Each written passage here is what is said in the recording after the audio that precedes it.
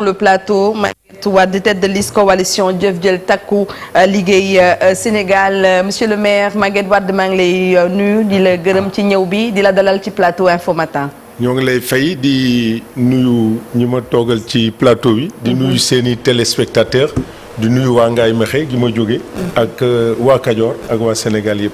mais da nga ñu waroon indil Dallu Ngaye. waaw Dallu Ngaye parce que ñun ñëppay sol Dallu Ngaye. waaw xam nga Dallu Ngaye nag choix yi dafa bari parce que dafa riche. waaw bu ku nekk waxee li mu bëgg ak ni mu ko bëggee. mooy di leen yoo xam ni c'est original. yu mel ni yi ma sol nii ndax léegi da ngay sol costume. maa koy def exprès ñu defee ni dallu tubaab nga sol. fekk na Ngaye te dàll yu ma sol. Serigne nee na ba muy tolloog waa Ngaye niveau. mënul woon a def dàll yu mel ni yi ma sol soulier yi. macha allah waaw kon bu ngeen waxee seen i modèle rek ñu indi baa ngeen tijjil ñu boutique fii. ñu def fi boutique bu Ngaye. en tout cas donc Ngaye moom loolu identité am la vraiment bravo à tous ces artisans yi nekk Ngaye di nuyu askanu Ngaye bi yëpp alors Chérif Abdoulaye Cheikh invité baa ngi. waaw ñu sant ko gërëm ko bu baax a baax jaala ko leen bokk parce que bu ne Ngaye xel day dem ci Pape Lamine Sylla mi nga xamante ni ñu ngi koy jooytu noppagun ba léegi ma ngi bitim réew sax depuis bi ñëw te bu ñëwee njaboot gi incha allah ca Ngaye lañ koy jébalee suñu borom denc ko fa mais daal yooyu ñuy wax Ablaye mi ngi wax mbirum rentrée scolaire normalement li ñu jëfandikoo ci daal ak yu ni mel ak xale yi bu doon artisan yeeg am na benn liggéey bi war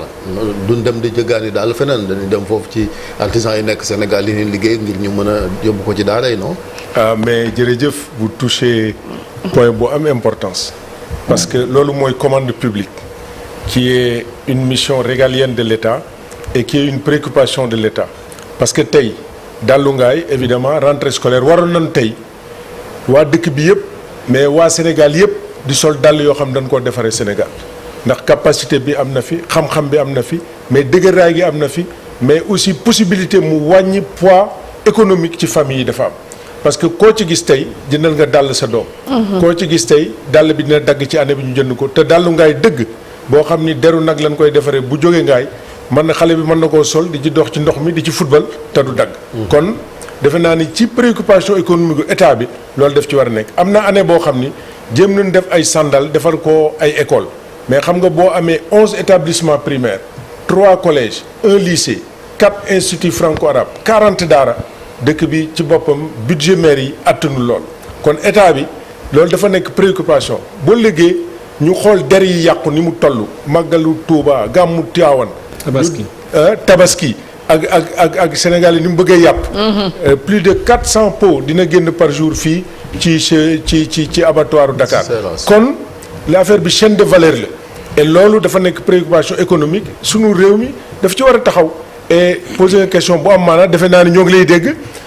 yàgg nañ ko wax depuis Ablaye Wade Macky Sall donc ñu ñëwit war na di ko xool parce que commande publique. bon Macky Sall 15% la waxoon commande publique. oui mais ils n'ont jamais atteint parce que organisation bi baaxul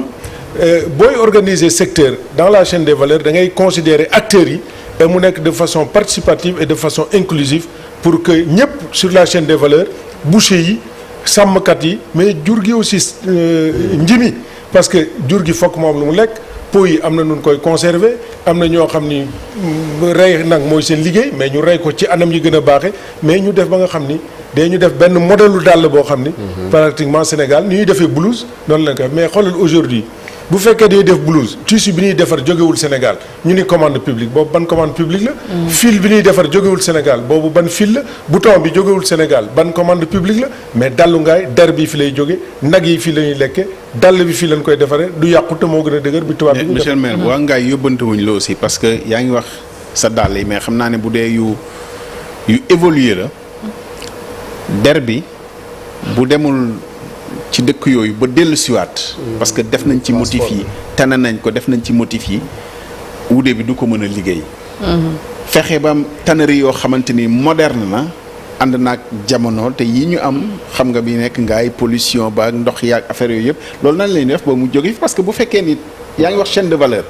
mais bu fekkee ni der bi dafa war a dem ba dellu siwaat mu mën koo liggéey problème loolu quand même en tout cas yéen a ngi wax question yu importante parce que lii sax moo maanaam affaire politique. parce que bala ngaa politique tous les jours bala ngaa politique da ngay développer am ko. xam nga yaa ngi wax aspect boo xam dañ koy considérer sur 2 points. po yi bu ñu ko jëlee fi mu ne der yi day tanneries yi fi nekk ay tanaf ak yooyu wet bulu la ñuy def. mooy des pots semi finis. ñu exporté ko italiens yi ak portugais ak ñeneen ñi defaraat ko ñoom Chanel utiliser ci seen tannerie yi ñu defar der yi bu ñu liggéeyee ba pare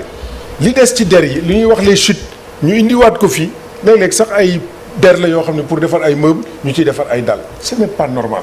donc li ñu war a def mooy ñu am des industries de transformation de nos matières premières sur place et évidemment am na nag ngaay dàll bi ma bëgg ñu koy defaral xale yi tannage boobu ngaay lañ koy defaree aujourd'hui ngaay ñu rek ñoo fi am sur le dans la sous-région une tannerie végétale donc bu nu ñu gënee jàppale mais dañoo jàppale suñu bopp nag avant ñuy uti jàpp dañoo jàppale suñu bopp kon bu ñu ñëwee ñu xool ko structuré ko war noo mën a defar ay tanneries yi ya feneen fu mel ni Daara jël der yi nekk Touba def transformation def un point de commerce et il y a des problèmes structurels il y a des problèmes systémiques parce que ku nekk damay utiliser la tolloog sa nguur yee transformation structurelle la ñuy wax ñu wax transformation systémique mais il y a des corrections systémiques yoo xam ne war nañ koo def pour que économie bi ànd ak doxinu réew mi mu nekk luy jariñ askan njàng meeg njàngale mi Ablaye doon wax aussi compétence transfert la ñu si rentrée bi collectivité locale mënu leen taxaw rek ne amu leen doole jaar ah non bërki démb joxe naa 12 millions de cahiers et de bics et de fournitures subventionnés jox écoles yi enseignants yi 2 millions 500 mille yeneen commune def ko et boo xoolee état bi dafa jël li gën a diis ci ndodd jox ko communes yi li gën a neex mu téye ko aujourd'hui compétences transférées lan la environnement santé éducation xam nga yooyu c'est des budgétivores li muy lekk ci budget dafa bari mu jël mines yi jël télécom yi denc leen am xaalis li ñu wax état bi def ko ñoo ngi dégg naa léegi ci yéen kuy wax affaire classe yi mais classe yi ñun ñoo gën a gaaw état bi maire yi ñoo war di defar salle de classe état ni muy ñëwee ci dëkk yor structure bu rëy bu mel ni ay AGETIP Badara di def salle de classe ñaari salle de classe pour 30 millions de francs CFA les communes ont ces compétences donc li ñu war a def mooy renforcer capacité communes yi jox leen doole jox leen ay moyens mais aussi bàyyi leen ñu liggéey parce que man su may def classe ngaay dama koy defar pour à la kulialine pour 50 ans 100 ans mais boo état bi defaree am na yu ñuy defar eggul donc il y a des problèmes il y a des problèmes systémiques et il faut apporter des corrections systémiques mais acte 3 décentralisation bi ba mu ñëwee manoo foogoon ne que mairie yi dañuy gën a am doole non acte 3 bi baax na mais eggul acte 3 bi matul acte 3 bi matalewul parce que les problèmes des finances les problèmes d'approche économique problème yi nga xam ne mooy pour population yi mais danañu ko war a bàyyi donc état bi aussi mais les mines mais mines yi amul lu benn njëriñ amul lu benn njëriñ télécom yi antenne yaa ngi fépp ñun amuñu ci dërëm donc communes yi li ñu leen jox environnement nettoiement da gérer garab yi le cadre de vie l'urbanisme mais commune nu muy génn ci loolu ban commune moo am compétence mais monsieur le maire je précise rek Cheikh foofu aussi problème bi mooy collectivité yi peut-être am expertise parce que cas concret laa la bëgg a tegal je pense que le maire de Ngoundiane c'est prouvé quand même qu'il a réussi à faire énormément de choses avec les contrats miniers ñuy exploiter donc peut-être que collectivité mais nu mu ko defee comment il a pu renégocier non mon cher ami parce qu'il est arrivé c'est un cas que je connais il est arrivé il a tout mis sur la table je connais les mines je connais Mbaye Dione je suis maire depuis 10 ans oui mais donc les contrats miniers c'est une carrière oui c'est une carrière les carrières il faut payer les passages des voitures c'est des taxes les taxes c'est différent de la mine le contrat minier il est régi par l'État et les taxes sont régies par la commune nga leen di fay ay taxes mais ce que nous demandons à l'État il faut nécessairement la révision de ces contrats ça fait 10 ans que j'en parle parce que contrat mënoo jël mine titre minier boo demee Dangote mais il y a des villages qui sont sur le titre minier boo demee mine bi xaalis bi aujourd'hui si l'État a besoin de 500 millions il appelle les ICS ou les GCO ñu jox ko mais ñun la responsabilité sociétale de GCO c'est 300 millions pour combien de communes et nous sommes impactés mango yi yàqu na lingom yi yàqu na train yi day toj bâtiment yi je crois que ce que vous dites si c'est des taxes payées d'œuf ñoom ils ont l'avantage parce que c'est une carrière mais ñun ñi nga xam dañoo nekk ci zircon nekk ci phosphate ICS les Indiens exploitent phosphate bi dem defar engrais ñëw jaay ñu ko mais pourquoi ñun mënuñoo defar suñu engrais aujourd'hui ñoo nga Ngagne Diouf ñoom Cefos pourquoi mënuñoo defar suñu engrais donc je crois que on ne peut pas faire des exceptions une ou deux le vrai problème c'est de gérer de façon endogène mais de façon responsable li nga xam ni Sénégal ko moom ñu am taxawaay et Sénégal profité ci. et c'est ça le problème véritable. d'accord léegi ñu ngi ko doon wax nag sànq démb gis nga direction générale des élections génn na provisoirement liste yi nga xamante ni ñoom ñoo war a bokk ci élection législative anticipée yu 17 yi yéen a ngi ci biir liste yi muy jëf jël liggéey Sénégal. takku liggéey Sénégal kan nga ci ànd ak lu tax nga ber sa yoonu bopp. bon d'abord sant la mais sant yàlla aussi et puis parce que ku ci nekk yaa ngi doon xaar processus bi et le processus a été long et filtré ñu jàll filtre yëpp. bon y a pas de filtre. bon am na filtre parce que li ci gën a métti c'est parrainage. c'est parrainage waaw c'est parrainage non le parrainage n'est pas nécessairement le seul filtre. le filtre c'est de voir que li nga def méngoo na ak code électoral bi. ni ñu ko tëralee. mooy parité bi rek ak. c'est tout un processus en fait c'est tout un processus. c'est-à-dire bari na ay galgal bari na ay yoo war a def bari na ay les casiers judiciaires war nga joxe kayit yi war noo légaliser quand même c'est un processus bu ñu ñëwee ba léegi nag ñu déclarer ni suñu liste c'est recevable kon loolu dañuy sant yàlla. maintenant loolu bi ñuy dem ànd nañu ak parti yu bari pour def coalition mais bi ñu ñëwee ci cëppaandaw yi ak négociation yi parti yi ñenn roppeeku ñenn ñu xëcc leen ñenn ñi ñu waxtaan ñu dem bokk fii baa bokk fe ñun. fekk waxtaanoon nañu ak ku mel ni Talla Sylla mais booba dañ day dem congrès ak parti su ko ñëwaat ñun man mouvement la yor. mouvement amul représentativité pour am légalité. nekk ci élection présidentielle parce que filtre yi ngay wax amul. donc mu ñëwaat ni ma naan ànd ñu ànd moom parti jëf jël donc alliance jëf jël moo dem en tant que parti mais nag coaliser ak ñun dans le plan interne pour que bulletin bi ñuy uti. ak li ñuy uti nekk coalition jëf jël takku liggéey Sénégal boo xoolee bulletin de vote bi da ngay gis jëf jël takku liggéey Sénégal donc me remercier Talla parce que Talla il a été maire de Thiès il a été vice-président de l'Assemblée nationale il a une longue expérience politique de plus de 40 ans et nous on a l'expertise on a la légitimité on a l'expérience également bu ñu ko boolee war na noo mën a wuti dara. moo am kajoor ngeen ko def kon. parce que Talla Thiès yaa nga dëkk ngaay même la. non ça c'est une élection nationale. non boo xoolee Talla dégg ko muy wax nga dégg mu ngay wax nga xam ne tam bokk nañu ay gis-gis parce que kenn mus koo xam ci ay jaxaseeg ay luubal donc loolu aussi la transparence la probité l'intégrité et la proximité ak peuple bi parce que Talla tam xam nga ne ku jege peuple bi la kuy jógee Thiès di dox ba. di magal Touba et cetera ak déggu. cosaanam ak xam cosaanam nit ku baax la ma koy remercier parce que bi ñu demee mënoon na ni maa moom sama parti damay jiitu mais dafa wax ni pour que ñu joxe benn tempo bu bees pour que ñu jël koo xam ni war naa mën a wax ak Sénégal yi ñu gëm ko ndax am na expérience bi am na expertise bi et Sénégal yi xam nañ ko ci liggéey ñu jiital ko ma jiitu yor liste bi mu nekk en 3e position ñoo am ay juristes le président de l'association des juristes comme Ogosek africain ñëw ànd ak ñun parce que il faut des experts aussi qui ont technicité ñu ànd ak ñoom ànd ceeg ay jigéen ànd ceeg ay mouvement yu bëree bëri yu war a mat ay mouvement yu bëree bëri yoo xam ni dañu ñëw ànd ak ñun ak ay jigéen yoo xam ne dañoo am ay cër am expérience donc looñu ñoo ñëw di taagan kaddu askan wi ci liste boobu nga xam ni caabi ji mooy sunu mandarga pour que ñu dem jëli baatu Sénégalais yi pour dem ci parlement bi nga xam ni Talla ni ma koy waxee jigéen na peuple bi. on a connu la clé du changement depuis 98 ak ji boo ko xëy na même caabi ji. en fait la clé a changé. waaw mooy Talla Sylla ñoo ci nekkoon na. waaw mais caabi ji dafa changé. caabi ji du caabi solution. parce que caabi solution liggéey rek ko yor liggéey planning organisation et méthode comme disait Senghor donc caabi ji li tax may wax mandarga bi du caabi ju tijji mais caabi la joo xam ni. bu nu déggee Magatte Wade bëgg a xam ku ñuy wateel Magatte Wade que dem ca urne ba bu demee day xool caabi ji ni caabi ji kat moo méngoo ak Magatte Wade moo tax ma ni mandarga waaye du caabi tijji li ñuy def nag mooy il faudrait que ñi nga xam ni àndoon nañu ak ñoom ak ñi nga xam ni ñooy daagan baatu askan wi mais ñooñu aussi ñu bàyyi parlement bi 15e législature bi nekk lu bees nekk nit ñoo xam ni xam nañu li ñuy def mais ñu koy def rek ngir askan wi parce que politique politicienne dafa war a jóg ci Sénégal. politique politicienne boo xam métier la réew moo xam day toog fukki weer ak ñaar ci at di politique rek loolu mënuñoo yóbbu fenn. d'accord leneen loo xamante ni également bëggoon naa ko laaj mooy fa nga xam ne fa nga jiite artisan yi bari na ndax itam ci liste bi nemmeeku nañ ci seen présence bu baax a baax. évidemment une liste nationale n'est pas une liste de Ngaye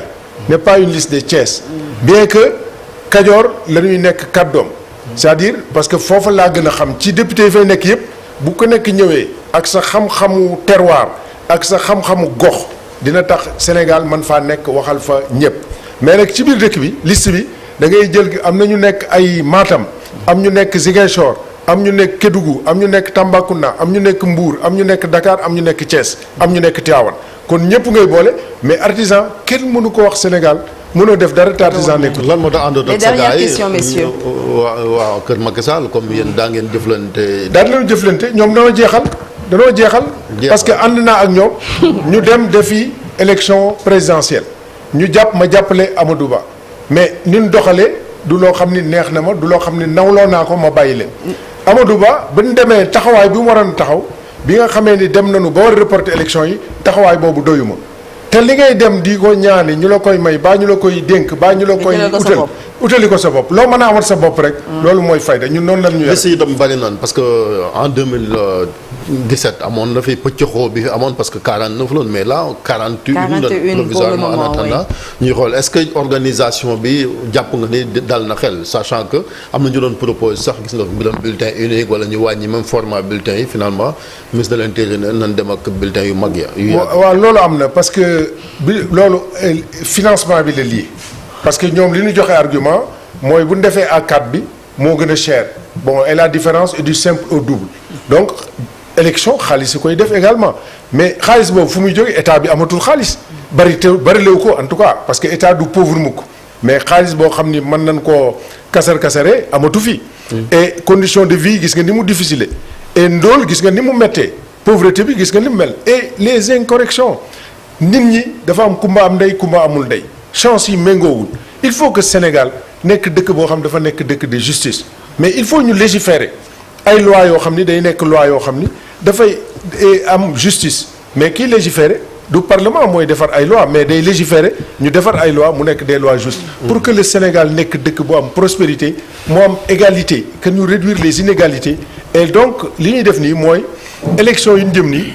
li ñuy def mooy wóolu nañu état parce que état aussi l'état a une mission régalienne état du benn nit état du maire et il faudrait qu'on travaille sur ça et on a confiance. Mais non,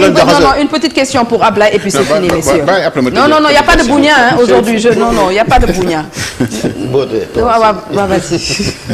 non li mu bëgg a laaj mooy est-ce que gars yi des fois duñ jaxase nature scrutin parce que da ngay dégg ay députés yoo xamante ne bu campagne bi commencé on a l'impression que élection présidentielle di diggee loo xamante ni du cëru député loolu est-ce que c'est pas le moment ñu leeral ko. waaw mais xam nga. parce que yow tam bu ma la déggee ngay wax. non c'est-à-dire du cëru député mais xam nga député fa la ñuy defee la déclaration de politique générale.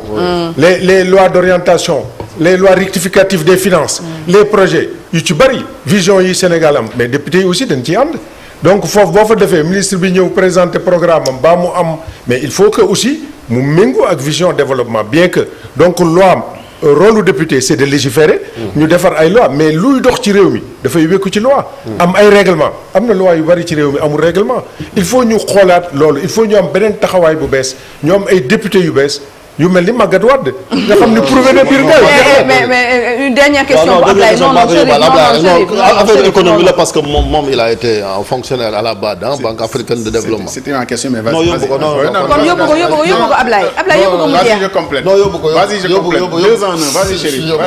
peut-être que c'est pas les mêmes. non parce que monsieur le maire xam nga sànq yaa ngi wax expérience évidemment sa expérience. bi gën a fës bu ñu la gën a xamee aussi mooy ancien fonctionnaire à la BAD gis nga débat bi posé wu diggante Sénégal ak institution internationale yi FMI Banque mondiale peut-être BAD bokkul parce que ñun ñoo ko moom suñu bosu bopp la mais question bi li ma ciy boole mooy xam nga ñu ngi dem ci yeesal aussi kilifteef gi na Sénégalais bu nekk candidat lan mooy intérêt wu candidature Amadou Hott par exemple bon da nga posé ñaari question moom am importance parce que am na temps yi benn débat ay fonds monétaires chiffres yi nu modifié et cetera bon moi en plus de la Banque africaine où j'ai été quand même le responsable de la communication et des relations extérieures j'ai été aussi secrétaire général de l'association des institutions africaines de financement du développement pendant 7 ans on n'en parle pas beaucoup aujourd'hui mais la responsabilité de l'État dafa développé wuñ de. waaw non moo modifié chiffres yeeg mais où est la responsabilité du Fonds monétaire ana responsabilité experts yi donc débat boobu damay wax ni rek le débat et ces institutions là dañoo am ay failles yu bari aussi et il faut ñu corriger ko bu ñu ko jël def ko ci ndodd État yi maintenant soo xoolee par exemple dans les institutions ñoom bu ñu xoolee les déficits budgétaires voire les taux de croissance xool possibilité les perspectives de développement du pays def seen i kii mais les bailleurs ñi nga xam ne mooy ay BAD ay Banque mondiale et cetera mais ñoom itam dañ ciy sukkandiku mais c'est que sunu gars yi léeg-léeg bu ñu ñëwee léeg-léeg dañuy naxante aussi sunu boy aussi ils sont très forts mais moi je rends hommage à ces experts parce que responsabilité finale bi kii dem conseil d'administration c'est le responsable de l'institution et ñooñu am nañ ci responsabilité aussi bien que les experts sénégalais et le gouvernement sénégalais maintenant les candidatures moi je ne vois pas une candidature qui est déjà officialisée ou déclarée donc il y a des candidatures qui sont déposées dafa am screening aussi boo xam ne ñu wax ni kii mën naa nekk candidat c'est le tour du Sénégal actuellement Sénégal moo war a jël président su BAD est-ce que nous avons maintenant le meilleur profil pour jël ko etc. Nous, moi j'ai fait des campagnes, j'ai travaillé sous Babacar Ndiaye, j'ai travaillé sous Kabaj, j'ai travaillé sous Kaberuka. Mais pourquoi vous dites que c'est le tour du Sénégal? Mais parce que boo xoolee dans le principe de rotation même non amul rotation mais dans le principe oui mais dans le principe géographique on risque d'aller vers l'est plutôt que... non moom laa expliqué nii non moom laa expliqué nii xëy na dama anticiper comme madame a ngi lay acculé noonu alors c'est le tour du Sénégal c'est pas un tour en termes de répartition géopolitique ou de région il y a pas de région c'est l'expertise qui domine et la compétence aujourd'hui l'Afrique australe dont on parle il y a eu Mungoma moi j'ai écrit un livre sur la BAD la Banque africaine de développement réformer la gouvernance face au piège de la pauvreté l'institution n'a pas pu éradiquer au cours de son existence la pauvreté et pourtant mission mooy éradiquer pauvreté donc Mungoma il est de la Zambie nekk na président kon bu nu ma wax affaire Afrique australe ñoo nu gën a organisé au niveau de la CEDEAO il y a la SADC mais aujourd'hui ils sont organisés mais le Rwanda où il y a Kaberuka Rwanda avant muy dem Afrique australe fu mu nekkoon Afrique centrale et donc en fin de compte c'est pas des problèmes de géographie li ñu bëgg a gëmloo amul. mais pourquoi tu dis c'est le tour du Sénégal en fait c'est ça que j'ai pas compris. lu tax ñu ne tour du Sénégal mu nekk dernière question oui. c'est pas en termes de tour parce que dafay nekk horloge bu nekk une heure dama ni c'est le bon moment pour que le Sénégal revienne aux affaires. Voilà. C'est ça que je veux dire c'est le bon moment pour que le Sénégal revienne aux affaires mais attention. faut campagne une diplomatie forte hein? Une diplomatie forte une présence forte attention c'est pas que nommer rek mooy indi liggéey bi war gisaguma ko liggéey bi war yóbbuñ commencé gul gisuma organisation bi et faut pas aussi ñu dem pour être des figurants c'est un travail à faire il y a des experts yoo xam ne am nañu expérience am na ñoo xam ne nekk nañu fii nekk fa ay kàngam am ñoo xam ne dem nañu mais dafa am diplomatie économique am diplomatie politique am taxawu leadership est-ce que leadership boobu am nañu ko dem SADC wax ak ñoom CEDEAO wax ak ñoom il y a 2 candidats déjà déclarés et il y en aura plus il y a 3 2 de la CEDEAO 3 de l'Afrique de l'Ouest il mën naa am lu ko ëpp kon Sénégal bu góorgóorloo taxawaay bi mën a am loolu laa bëgg a wax ni banque bi mën na koo jël actuellement mais il y a beaucoup d'autres potentialités du Sénégal bon Amadou c'est notre ami il a été vice-président nañ leen xool pour xool et avant ñuy def ay candidatures yi war noo am taxawaay yoo xam ne war nañ ko taxaw ñu xool ko pour génne ko. Maguette Wade di la gërëm bu baax a baax mooy maire de Ngaye nekk itamit tête de liste coalition Jëf Jël Takku Liggéey Sénégal da ngay des ak ñun ñu tàggatoo ak suñu mbokku téléspectateurs yi mais en attendant ñu xool la une de l'Observateur.